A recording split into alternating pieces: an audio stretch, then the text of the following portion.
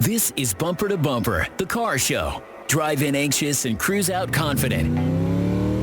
With the best automotive information for your vehicle. And now your hosts, Matt Allen and Dave Riccio. Well, good morning, everyone, and welcome to Bumper Radio on Transmission Day. I am Dave Riccio, and the reason it's Transmission Day is Matt Allen decided to sneak off this weekend and not be with me.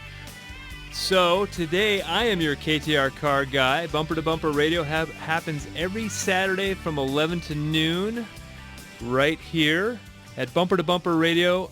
I am helping you, the motoring public, have a better overall car experience. So if you've got car questions, I've got car answers, so I encourage you to give me a call at 602-277-5827, 602-277-KTAR. You can also text your questions to 411-923 for those shy types. And I'm saying I, but it's still we because I brought in a technician at Tri-City Transmission. I've got Jon Riggle, who's been working on cars for 38 years, John? Yeah, it's 38 years, Dave. 38 years. I'm 38 years old. I don't know if that makes you feel good or bad, but I'm 38 years old.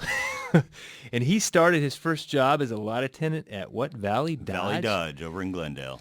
Yep. Oh, man, that's a name I don't know, but apparently it used to be a name here in town. And he was telling me before the show that his job was to go out and start all the cars every morning. That way, when customers got there to check out a car, it would actually start because the chokes didn't work, right? That's right. Yep. Sometimes the batteries would be dead. And that just goes to show how much cars have changed over the last, over the last 38 years. Last 38 years, they're way better.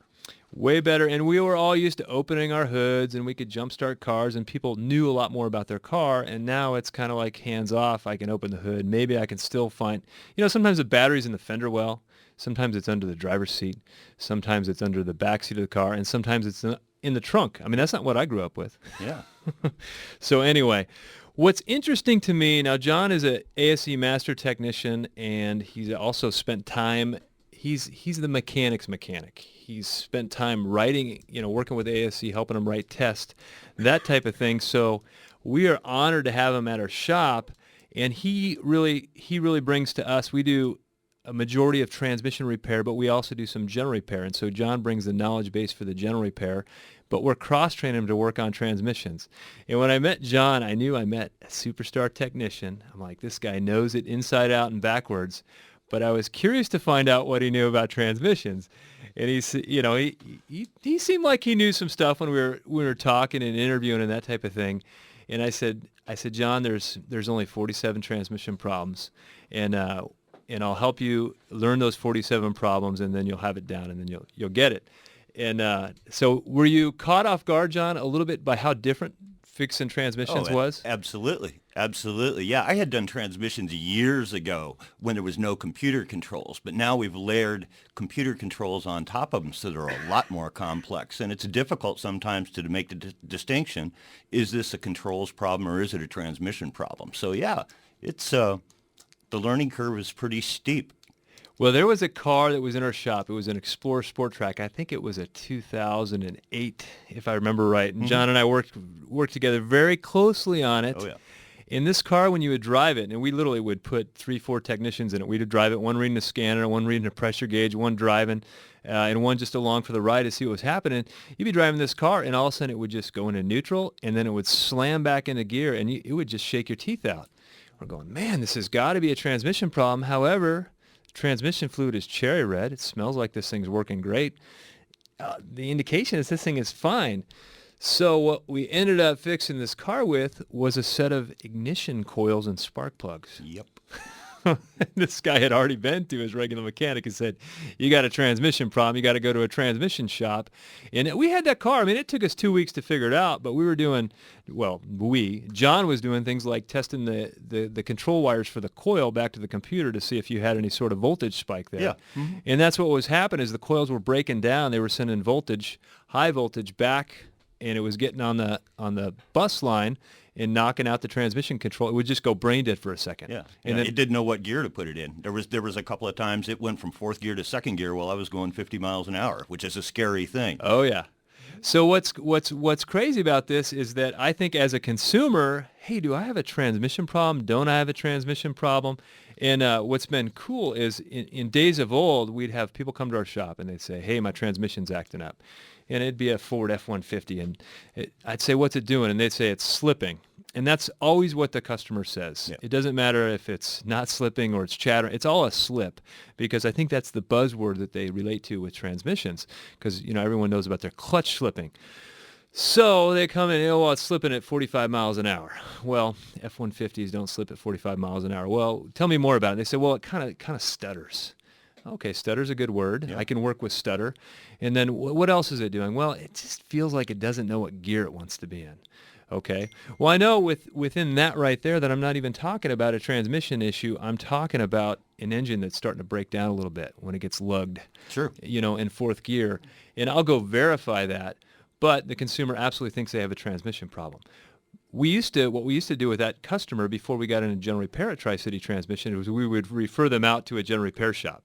And that car would go over to a general repair shop and they'd say, this is a transmission problem. And we go, no, man, it's not a transmission problem. We promise, just take care of your customer.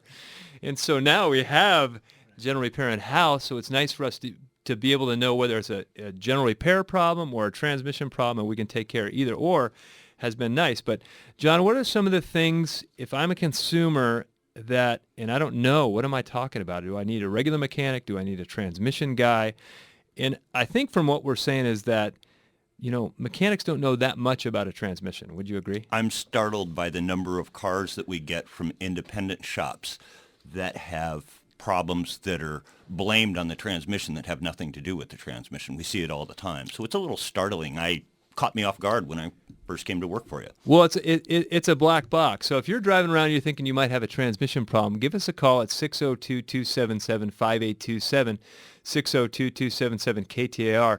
The other thing that comes up is that, my background before I was in the transmission business, I was in the general repair business. Mm-hmm. And people would come in and they'd ask me about their transmission, and I would, with a good heart, give them really bad advice about their transmission. Should I service my transmission? It's got 110,000 miles on it. I've never serviced it. Oh, whatever you do, don't service that transmission. And so that was the number one bad piece of advice that I gave out. Yeah. And then as I was getting out of the general repair business, they started coming out with these flush machines. And in the flush machines, some of the early brochures showed that somehow it was able to clean out a filter. Right. Yeah. And so you didn't even need to pull the pan. And as the auto shop, they sold it to us as this is a wonderful machine, and it's gonna help. I remember them saying, "Oh, you're gonna make all this money servicing all these transmissions, and you got to do it." And that was all. It was hocus pocus. I mean, How many times, John, since you've been at our shop, have you seen us service a transmission and bust open the filter to find out that it's plug solid? Oh, yeah. Yeah, all the time. All the time. Now, you don't have to change that filter, I guess, if you don't want to, but that's just restricting the inlet of the pump or the flow of the transmission. So by not changing the filter, someone goes, oh, you just need a flush. You don't need to pull the pan and do all that stuff. You're only doing half the job, and really you're doing the less important half. Yep. You need to get the debris out of the system, and all that debris is up in the filter, and that filter's no longer filtering. I guess it's filtering really good, but too good now because there's so much junk in it. So transmission service, I think, is a question we see over and over again. You said a couple before the show, you said the car neutrals. Yeah, yeah. So how is that different than a slip? Well, a slip is when you go to accelerate with the car, and the RPMs climb, but the vehicle doesn't move any faster. Okay, that to me is a slip. That's a slip. And so I think sometimes people, if your car's got a tachometer, it's a whole lot easier to see what's going on with the transmission. Yeah. That's that thing. There's the speed of the engine. Usually your car is just under the 1 if you're sitting at a stoplight idling. So it's at 800 RPMs, 600 to 800 RPMs. And if you're driving down the road, if you're cruising on the freeway, it's going to be at 2,200 RPMs, 2,500 RPMs, somewhere in there. Mm-hmm. So if you see that thing go up real quick and the car doesn't respond with it, that would be a slip. Or the other thing you could do is take your car out of drive, put it in neutral, and just sit there and rev it. That's what a slip looks like for the term neutraling. So when we come back, we're going to give you some more tips to know whether you are having a transmission problem or not. Give us a call at 602-277-5827, 602-277-KTR. You're listening to Bumper Radio.